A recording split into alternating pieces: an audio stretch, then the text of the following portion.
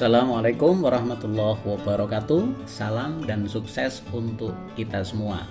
Sahabat-sahabat El-Zafa, kali ini kita akan membahas dukungan satuan pendidikan dalam penanggulangan COVID-19.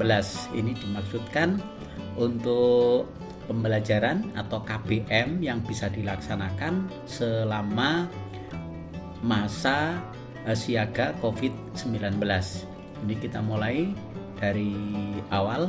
Jadi jangan lupa tonton video ini sampai habis, dan terima kasih untuk subscribe, like, dan komentar dari sahabat-sahabat semua.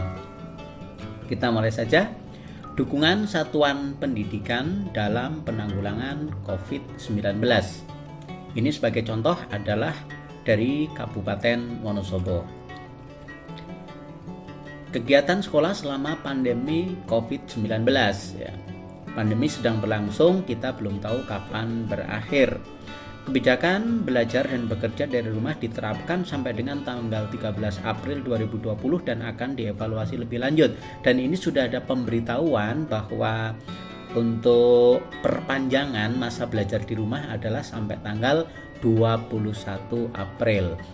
KBM manajerial sekolah, pengelolaan keuangan, pengelolaan SDM menjadi tidak biasa ya, karena memang situasinya tidak biasa.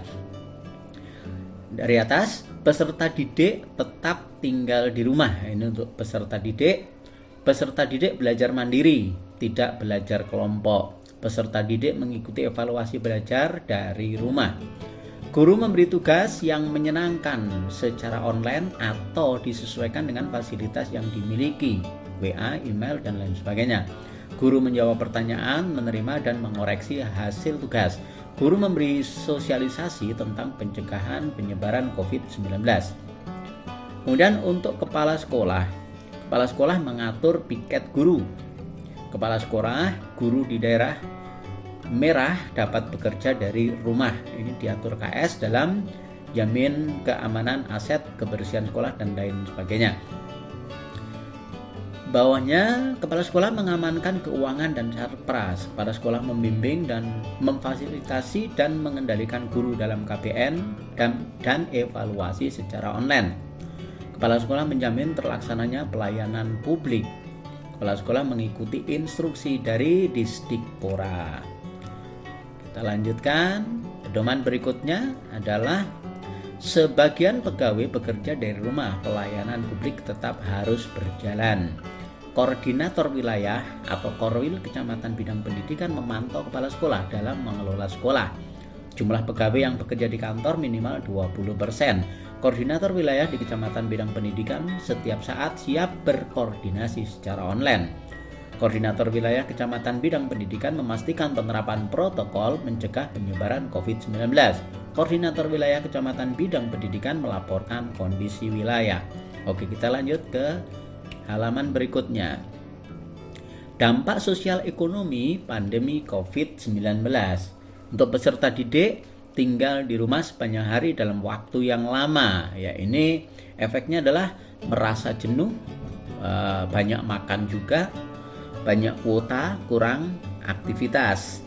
Kemudian orang tua, ini efek orang tua wali peserta didik. Tentu saja bertambah bebannya. Jatuh miskin atau pendapatan hilang atau berkurang. Ya, ini untuk pekerja lepas atau harian memang hal itu bisa terjadi. Kemudian ada tugas tambahan mengawasi anak. Ya, ini untuk orang tua karena tidak biasa mungkin timbul semacam konflik atau masalah dengan anak. Kemudian kesulitan dalam membayar biaya pendidikan, bertambah pengeluaran untuk membeli makanan, kuota, dan lain sebagainya.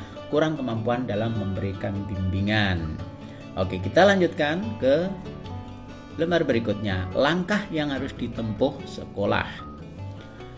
Dari atas, meniadakan kegiatan sekolah seperti wisuda, wisata, dan lain sebagainya. Ya, ini kebetulan berkaitan dengan pengadaan kerumunan ya. Jadi menciptakan kerumunan atau perkumpulan, jadi ditiadakan kegiatannya. Bagi sekolah negeri, mengembalikan sumbangan bulanan Maret, April dengan segera. Ini bagi sekolah yang mengadakan sumbangan. Kemudian berikutnya, bagi sekolah swasta mengembalikan biaya penyelenggaraan ujian dan lain-lain dari peserta didik yang tidak jadi terpakai. Demikian pula bagi sekolah negeri yang menghimpun dana ujian dari peserta didik. Kemudian mempercepat pencairan PIP dan beasiswa lainnya melalui strategi kedaruratan. Kita lanjutkan ke slide berikutnya. Tidak mengeluarkan peserta didik karena tidak mampu membayar iuran sekolah. Bagi sekolah negeri sepanjang tahun 2020 dilarang menggalang dana. BSM, SPI, SPM dilarang membuat program pembangunan fisik yang menggalang dana orang tua dan tidak menagih iuran yang telah ditetapkan. Selanjutnya, sekolah harus terjamin dalam kondisi bersih dan sehat. Sekolah harus menjadi agen informasi yang benar terhadap pandemi COVID-19. Ya, ini kita harus berhati-hati, tidak ikut menyebarkan berita-berita yang kita tidak tahu benar dan tidaknya atau bahkan kabar hoax tentang COVID-19.